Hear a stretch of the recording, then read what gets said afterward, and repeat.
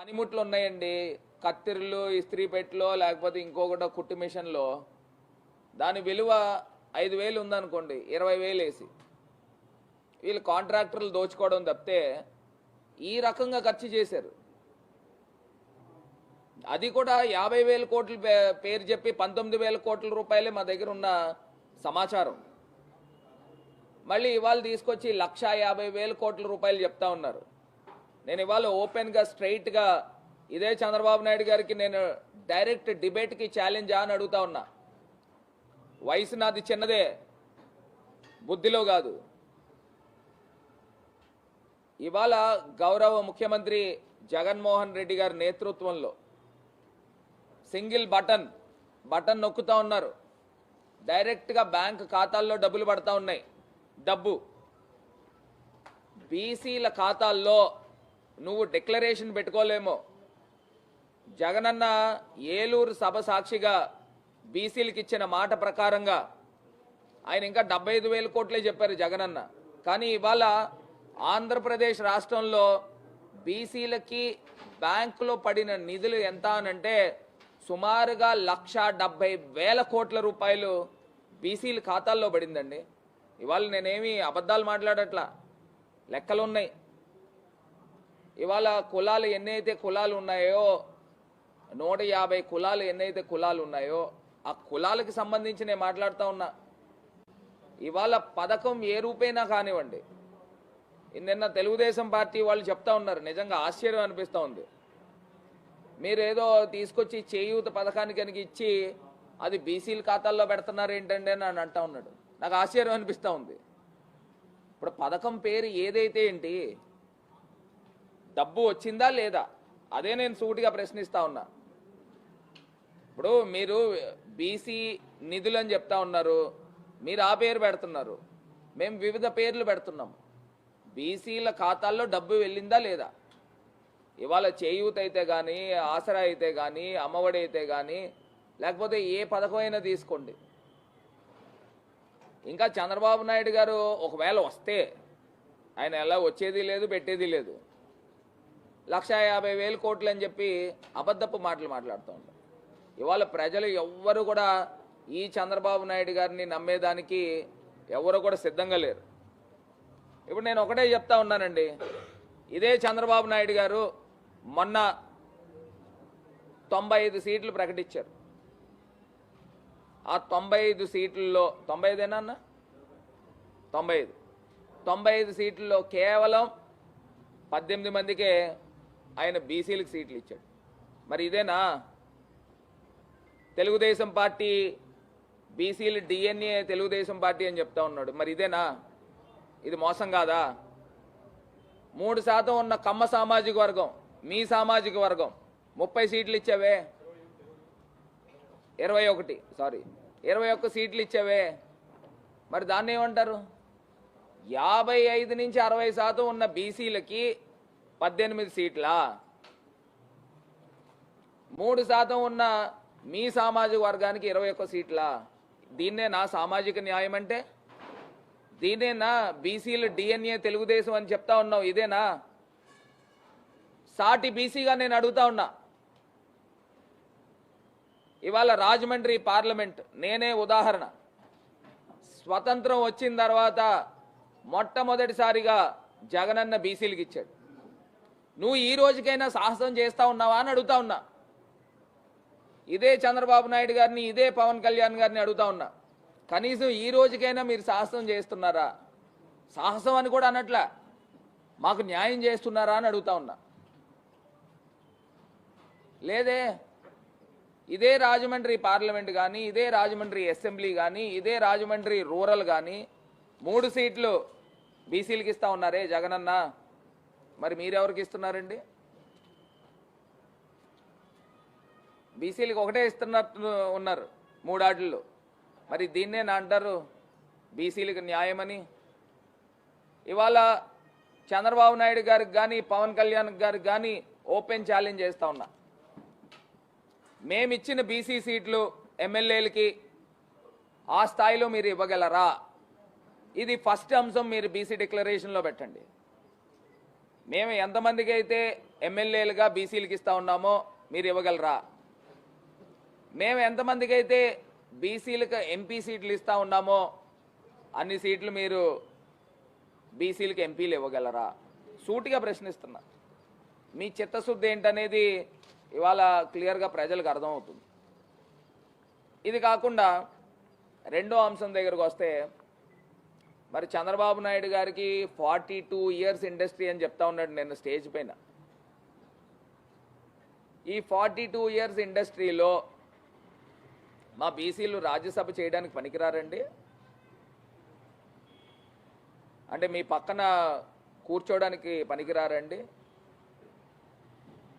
ఎంతమందికి రాజ్యసభ సీట్లు మీరు ఇచ్చారని నేను చంద్రబాబు నాయుడు గారిని ప్రశ్నిస్తా ఉన్నా. ఒక్కరికైనా ఇచ్చారా అని అడుగుతా ఉన్నా. అప్పుడెప్పుడో తెలంగాణలో ఉన్నప్పుడు దేవేందర్ గౌడ్ అనే ఒక వ్యక్తికి ఇచ్చారు. ఇవాళ మా పార్టీ మేము అధికారంకి వచ్చిన తర్వాత మాకున్న గతంలో ఉన్న 9 సీట్లలో 4 సీట్లు బీసీలకు ఇచ్చామే. మరి మా దగ్గర ఉందా సామాజిక న్యాయం? మీ దగ్గర ఉందా అని అడుగుతా ఉన్నాం. బీసీల పట్ల అంకిత భావం మా దగ్గర ఉందా మీ దగ్గర ఉందా అని అడుగుతా ఉన్నాం. ఇది కాకుండా నిన్న ఇంకొక మాట కూడా చెప్పాడు. రజకులకి ఎస్సీల్లో చేర్చేదానికి కేంద్ర ప్రభుత్వానికి పంపిస్తాము అని చెప్తా ఉన్నాడు. నేను అదే అడుగుతా ఉన్నా. ఇదే చంద్రబాబు నాయుడు గారు 14 సంవత్సరాలు ముఖ్యమంత్రి కింద ఉండి ఇప్పుడు దాకా ఎందుకు పంపించలేదు నాయనా అని అడుగుతా ఉన్నా. మీ చేతిలో కూడా ఏం లేదు. కనీసం మీరు తీర్మానం చేయాలి కదా, ఏపీ అసెంబ్లీలో తీర్మానం చేయాలి కదా. ఉమ్మడి రాష్ట్రంగా ఉన్నప్పుడు ఏపీ అసెంబ్లీలో తీర్మానం ఎందుకు చేయలేదు అని అడుగుతా ఉన్నా. ఇది కేవలం ఎలక్షన్ స్టంట్ డ్రామా కాదా అని అడుగుతా ఉన్నా. ఇదే వడ్డెర కమ్యూనిటీ గురించి మాట్లాడుతూ ఉన్నాడు. వడ్డెర కమ్యూనిటీ గురించి ఏం చెప్తా ఉన్నాడండి? వడ్డెర కమ్యూనిటీని ఎస్టీల్లో చేర్చాలి అని చెప్తా ఉన్నాడు. మరి ఇదే 14 సంవత్సరాలు ముఖ్యమంత్రి కింద ఉన్న చంద్రబాబు నాయుడు గారు ఎప్పుడూ ఆలోచన కూడా ఎందుకు చేయలేదు అని అడుగుతా ఉన్నా. ఇప్పుడే ఎందుకు గుర్తుకొచ్చింది అని మీకు అడుగుతా ఉన్నా. ఇది ఎలక్షన్ స్టంట్ డ్రామా కాదా అని అడుగుతా ఉన్నా. మరి ఇన్ని అబద్ధాలు చెప్తూ ఇన్ని మోసాలు చేస్తూ ఇవాళ ఈయన మాట్లాడుతూ ఉన్నారు. ఇది కూడా ప్రధానమైన అంశము.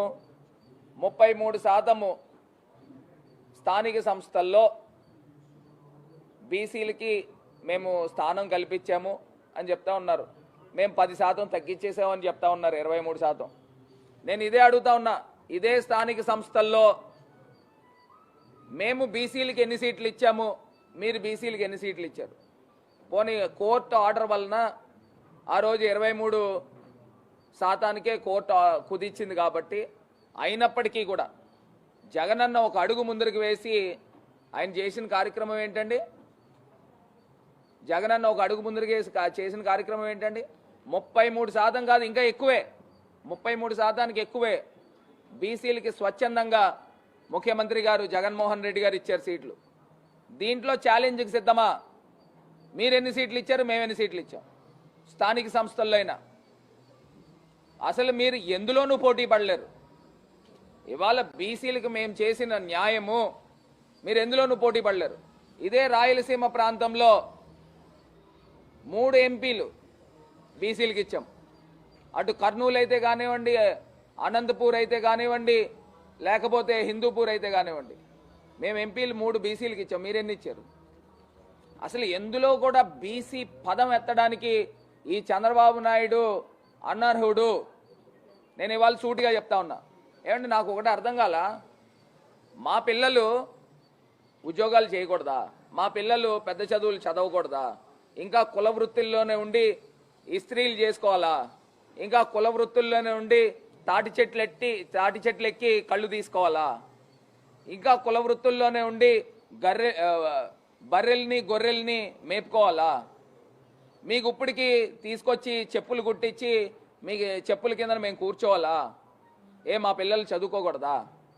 ఇవాళ జగనన్న విద్యా వ్యవస్థలో ఒక సమూలమైన మార్పులు తీసుకొచ్చారు, రిఫార్మ్స్ తీసుకొచ్చారు. ఈ డబ్బు మా బీసీలకు కానీ బడుగు బలహీన వర్గాలకు కానీ డైరెక్ట్గా బ్యాంక్ ట్రాన్స్ఫర్ చేస్తే మాకు తెలుసు మేము మా పిల్లలకి ఏం చేయించుకోవాలా, మేము ఏం వ్యాపారాలు చేయాలా, మేము కూడా సమాజంలో సమాజంలో స్థాపనకి ఏ రకంగా ఉండాలో మాకు తెలుసు. ఈ చంద్రబాబు నాయుడు గారు మాకేం చెప్పక్కర్లా. అంటే ఈయన ఒకవేళ ముఖ్యమంత్రి అయితే చేసే కార్యక్రమం ఏంటంటే మళ్ళీ మేము కుల వృత్తులే చేసుకోవాలి, అంటే కళ్ళు తీసేవాడు కళ్ళే తీయాలి, చెప్పులు కుట్టేవాడు చెప్పులే కుట్టుకోవాలి, కుండలు తయారు చేసేవాడు కుండలే చేయాలి. అంటే ఈ రకమైన పెత్తందారీ మనస్తత్వం.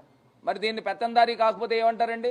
చంద్రబాబు నాయుడు గారు మొన్నటిదాకా ముఖ్యమంత్రి కింద ఉన్నప్పుడు ఇదే కత్తిర్లు, ఇదే ఇస్త్రీ పెట్టెలు, ఇదే కుట్టు మిషన్లు ఇచ్చి మీరు కుల వృత్తుల్లోనే ఉండండి, మీరు మాకు ఎప్పుడు పాలేరితనం చేయండి అనే మనస్తత్వం చంద్రబాబు నాయుడు గారికి ఉంది కాబట్టి అయ్యే ఇచ్చాడు. ఇవాళ జగన్ అన్న డైరెక్ట్గా డబ్బు ఇస్తా ఉన్నాడు. ఆ డబ్బుతో ఏం చేస్తూ ఉన్నామండి? మాకు నచ్చింది, మాకు తోచిన వ్యాపారాలు మేము చేస్తూ ఉన్నాం. మేము చేసుకుని మేము కూడా అన్ని కులాలతో పాటు అగ్రవర్ణాల కులాలతో పాటు మేము కూడా పైకి రావాలని కోరుకుంటా ఉన్నాం. అందులో తప్పే ఉందా అని అడుగుతా ఉన్నా. ఇవాళ జగనన్న సుమారుగా 1,70,000 కోట్ల రూపాయలు సబ్జెక్ట్ టు కరెక్షన్, ఒక లక్ష ఒక 2-3 కోట్లు అటు ఇట్లో ఉంటే ఉండొచ్చు కాక, సబ్జెక్ట్ టు కరెక్షన్ 1,70,000 కోట్ల రూపాయలు ఇవాళ బీసీల అక్క చెల్లెమ్మల ఖాతాల్లోకి జగనన్న డబ్బు పంపించాడు. నువ్వు డిక్లరేషన్ పెట్టుకోవాలా, రాబోయే 5 సంవత్సరాల్లో డిక్లరేషన్ పెట్టుకుని 1,50,000 కోట్ల రూపాయలు, ఇంకా జగనన్న కన్నా తక్కువే ఇచ్చిన డబ్బులు కరోనా ఉన్నప్పటికీ కూడా ఇవాళ ముఖ్యమంత్రి గారు అందించారు. మరి జగనన్న గొప్పవాడు కాదా? నువ్వు పవన్ కళ్యాణ్ గారు కలిసి మీరు చేసేది ఏంటండి? ఇవాళ నీ కళ్ళబుల్లి మాటలు, నువ్వు చెప్పే మాటలు ఇవాళ ప్రజలు వినడానికి ఎవరు సిద్ధంగా లేరు. డ్వాక్రా రుణమాఫీ అన్నావు, చేసావా? మోసం చేసావు కదా, మహిళలు మోసం చేసావు. రైతు రుణమాఫీ అన్నావు, రైతులను మోసం చేయలేదా? మోసం చేసావు. యువత, మాలాంటి యువకులందరినీ కూడా నెట్ట నిలువునా మోసం చేసావు. నువ్వు చెప్పిన డైలాగ్ ఇవ్వాలన్న రోజుకి కూడా ఆంధ్రప్రదేశ్లో ఉన్న యువత చెవుల్లో ఇంకా ఈకో అవుతా ఉంది. అదేంటంటే జాబ్ కావాలంటే బాబు రావాలి. బాబు వచ్చాడు, చిన్నబాబు వచ్చాడు. ఆంధ్రప్రదేశ్ రాష్ట్రంలో పేద ప్రజలు ఎవ్వరికీ కూడా జాబులు రాలా. మరి దీన్ని ఏమంటారు? యువతను కూడా మోసం చేసావు. ఇంకా నువ్వు చెప్పే మాటలు వినడానికి ప్రజలు ఎవ్వరు కూడా సిద్ధంగా లేరు అని చెప్పి ఈ సందర్భంగా తెలియపరుస్తూ, ఇప్పటికైనా బుద్ధి తెచ్చుకుని జగనన్న మంచి చేస్తే అవును యువకుడు మంచి చేశాడని ఒప్పుకోండి. లేదు ఎక్కడైనా చిన్న చిన్న లోపాలు ఉన్నాయనుకో కన్స్ట్రక్టివ్ క్రిటిసిజం చేయండి, ఒప్పుకుంటాం. కానీ ఇవాళ ఏదో బీసీ డిక్లరేషన్ పెట్టేసి నువ్వేదో చెప్తా ఉన్నావు 10 లక్షల రూపాయలు చంద్రన్న బీమా ఇస్తానని. గతంలో ఇచ్చింది అది ప్రధానమంత్రి గారి పథకం, దాని పేరు మార్చుకుని నీకులాగా మేము ఎప్పుడు పేర్లు మార్చుకోవాలా. మేము ఇవాళ పిఎం కిసాన్, వైఎస్ఆర్ రైతు భరోసా అని చెప్తా ఉన్నాం. ఆ చంద్రన్న బీమా అని చెప్పేసి పెట్టుకుని నువ్వు ఇచ్చేది 50,000 అయితే కేంద్ర ప్రభుత్వం 4.5 లక్షలు ఇచ్చింది. ఇప్పుడు ఆ పథకం మొత్తానికి కేంద్ర ప్రభుత్వం డ్రాప్ చేశారు కాబట్టి పోయింది. ఇది కాకుండా బీసీలకి 50 సంవత్సరాలు దాటిన వాళ్ళకి 4,000 ఇస్తానని చెప్తా ఉన్నావు. నువ్వు చెప్పే మాటలు ఎవరైనా ప్రజలు నమ్ముతారని అనుకుంటున్నారా? దీనికన్నా గొప్పగా జగనన్న రాబోయే రోజుల్లో ఇంకా చేస్తారు, మాకు పూర్తి నమ్మకం ఉంది. పేద ప్రజలకి పెన్షన్లు ఇచ్చే దాంట్లో కానీ, లేకపోతే పేద ప్రజల్ని ఆదుకునే దాంట్లో కానీ, లేకపోతే బడుగు బలహీన వర్గాలని అభ్యున్నతకై కృషి చేసే ఏకైక ముఖ్యమంత్రి జగన్మోహన్ రెడ్డి గారు. ఇవాళ ఏంటండి 5 డెప్యూటీ సీఎంల్లో 4 డెప్యూటీ సీఎంలు బీసీ, ఎస్సీ, ఎస్టీ మైనారిటీలకి ఇవ్వలేదా అని అడుగుతా ఉన్నా. జగనన్న అర్ధ సింహాసనాన్ని తీసుకొచ్చి మా బీసీలకి ఇచ్చాడే, మరి ఇంక జగనన్న కాకపోతే ఇంకెవరు కావాలండి? ఇవాళ అన్ని రకాలుగా కూడా చెప్తా ఉన్నా, ప్రతి అంశంలోనూ ఇవాళ ముఖ్యమంత్రిగా జగన్మోహన్ రెడ్డి గారు ది సక్సెస్ఫుల్ చీఫ్ మినిస్టర్ అని కూడా ఈ సందర్భంగా తెలియపరుస్తూ, రాబోయే రోజుల్లో మళ్ళీ కూడా జగనన్నే ముఖ్యమంత్రి కావాలి. ఆంధ్ర రాష్ట్రంలో ఉన్న బడుగు బలహీన వర్గాలు మేము బ్యాక్ బోన్ క్లాస్గా ఇవాళ ఆంధ్రప్రదేశ్ రాష్ట్రానికి, ప్రభుత్వానికి ఉండాలి అని కూడా మనస్ఫూర్తిగా కోరుకుంటూ, ప్రజలు ఎవ్వరు కూడా అమాయకులు కాదండి.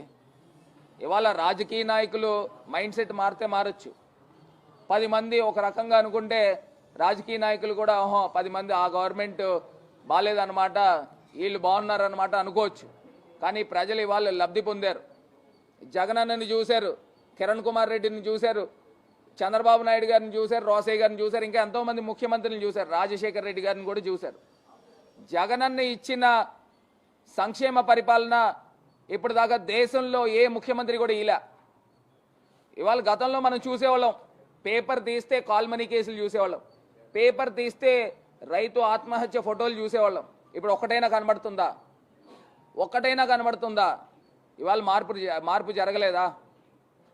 ఇవాళ ఆంధ్రప్రదేశ్ రాష్ట్రంలో పేదరికం పోలేదా?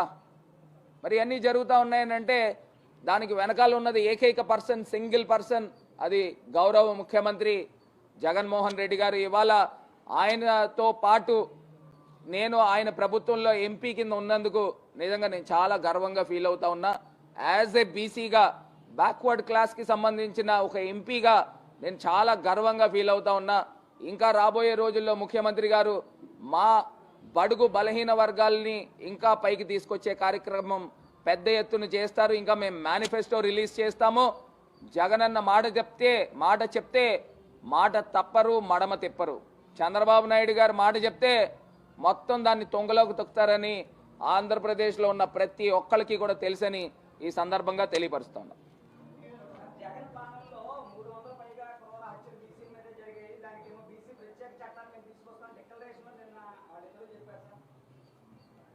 అంటే దానికి ఒక లెక్కాపత్రం లేదండి. ఎవరైనా మామూలుగా చనిపోయినా కానీ ఒక బీసీ అయితే దాన్ని తీసుకొచ్చి అందులో పెడతారు. నేను చెప్తున్నా, క్రైమ్ రేట్ గతానికి ఇప్పటికీ మనం చూస్తే చాలా తగ్గింది. ఇప్పుడు నేను ఇదే చంద్రబాబు నాయుడు గారిని అడుగుతా ఉన్నా, బీసీ చట్టం అంటే ఏం తెస్తావు? దానికి ఒక గైడ్ లైన్స్ ఉండాలి కదండి. అంటే ఎస్సీ ఎస్టీ అట్రాసిటీ కేసు కింద తీసుకొస్తావా? సరే తెలపచ్చు కదా, మా ఎస్సీ సోదరులు కూడా వింటారు. ఇప్పుడు బీసీ చట్టం తెస్తానంటే దాంట్లో ఏముంది?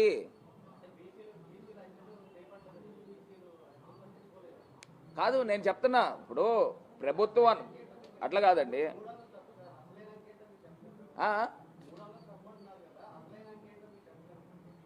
ఇప్పుడు మీరు నాకు 300 అని చెప్పారు, నా దృష్టిలో అయితే లేదు.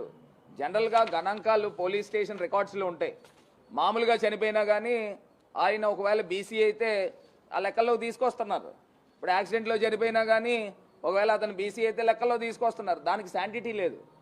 ఇవాళ చెప్పడానికి ఏముందండి? చంద్రబాబు నాయుడు గారు మాట్లాడితే అన్ని అబద్ధాలే, చెప్పడానికి ఎన్నైనా చెప్తారు. ఇవాళ నేను ఒకటే అంశం చెప్తున్నా, బీసీ చట్టం తీసుకుని వస్తానని చెప్తా ఉన్నారు. ఆ బీసీ చట్టంలో ఉన్న పూర్వాపరాలు ఏంటో చెప్తే నిజంగా ప్రజలు కూడా అర్థం చేసుకుంటారు. ఇవాళ మీరు 4.5 సంవత్సరాలు అపోజిషన్లో ఉన్నారు. 4.5 సంవత్సరాలు సరిపోలేదా? బీసీ చట్టంలో పూర్తి క్లియర్ గైడ్ లైన్స్ ఇవ్వడానికి మీకు సరిపోలేదా? ఎందుకు ప్రజల్ని ఇంకా మోసం చేస్తున్నారు? ఎస్సీ ఎస్టీ అట్రాసిటీ కేసుల కింద బీసీ అట్రాసిటీ కేసులు ఏమైనా తీసుకొస్తారా? దానికి చెప్తే మా దళిత సోదరులు కూడా వింటారు. ఏదో తీసుకొచ్చి రాజకీయ పబ్బం గడుపుకుందామంటే కుదరదు.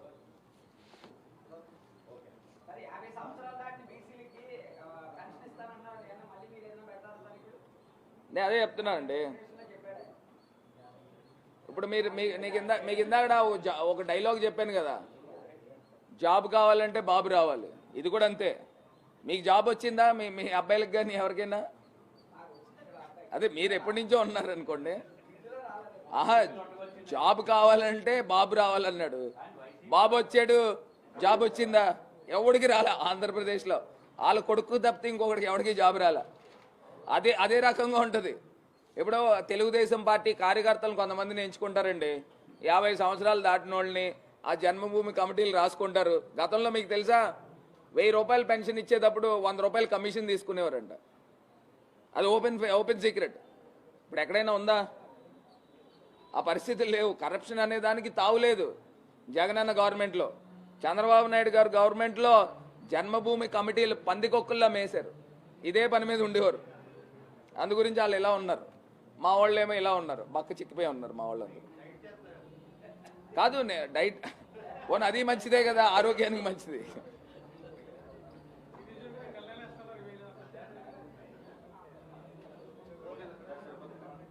ఏమండి ఏమండి నిన్న అంత సభ చేసాం ఈనాడు వారు మాకు కొంచెం ఫోటోలు ఇచ్చు కదా. Okay right.